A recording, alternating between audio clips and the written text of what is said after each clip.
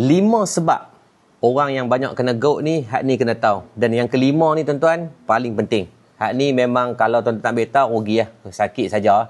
Yang pertama adalah masalah diet ataupun pemakanan. Pemakanan ni benda yang saya rasa lifestyle kehidupan makan kita yang sangat membahayakan kesihatan lah hari ni kan. Kita banyak yang suka makan daging daging merah, daging yang berdarah tu.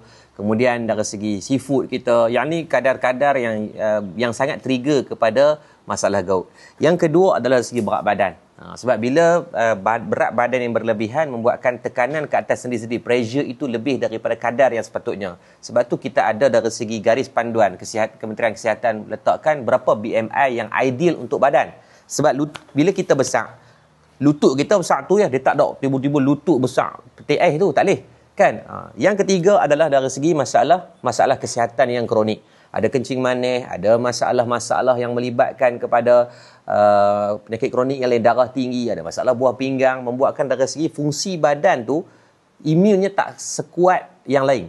Mungkin kadar metabolisme badan orang lain boleh pergi kepada 80% disebabkan masalah kronik kita tinggal 30%. Jadi membuatkan trigger kepada sakit tu sangat-sangatlah tinggi. Lepas tu kita pula jenis tak pantang langsung main tibai ya kan, gula putih main harung, makanan pun entah apa-apa dia main tibai saja. Fast food menjadi makanan pilihan kita hari ni, jadi benda tu sangat trigger. Yang keempat adalah berkaitan jantina.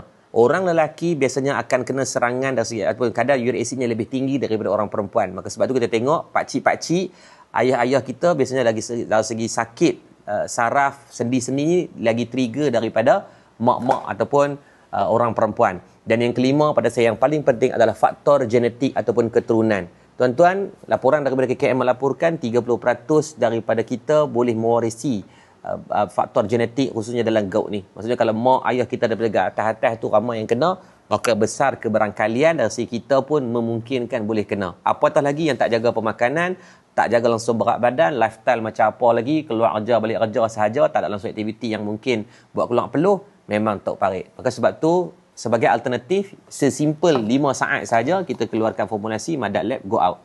Sekadar ikhtiar dan usaha kita. Sebab tu dari segi bahan-bahan ingredient yang kita letak dan kita claim dalam ni pun menggunakan bahan-bahan yang sangat sesuai untuk kita. Halia, kita nak pergi pepok halia ke office macam pelik sangat pula, orang isap gam lagi kan. Kunyit, kukumin dan nas batu. Jadi ni benda-benda yang sangat ekstrak semula jadi yang kita formulasikan sebagai rawatan ikhtiar kita.